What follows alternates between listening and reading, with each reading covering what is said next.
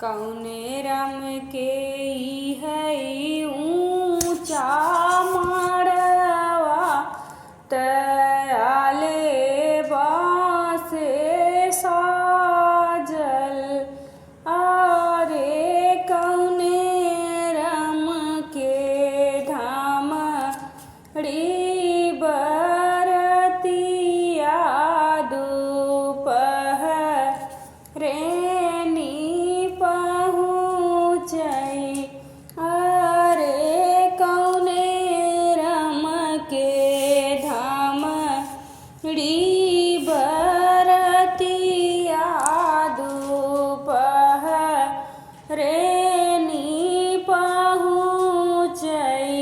राजा जनक जी के माड़वात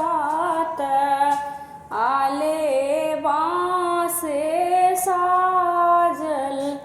अरे समधी राम के धाम री बरतिया दुपहरे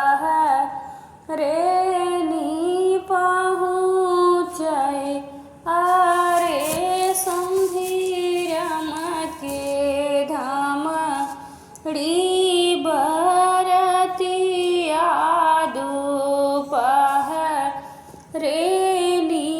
पहुँचै। कौने राम के ई है ऊंचा माड़वा तयाले बाँसे साजल।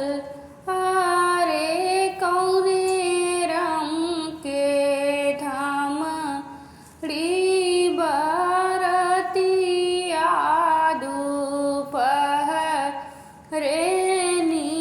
पहुँचै। अरे समधी राम के धाम री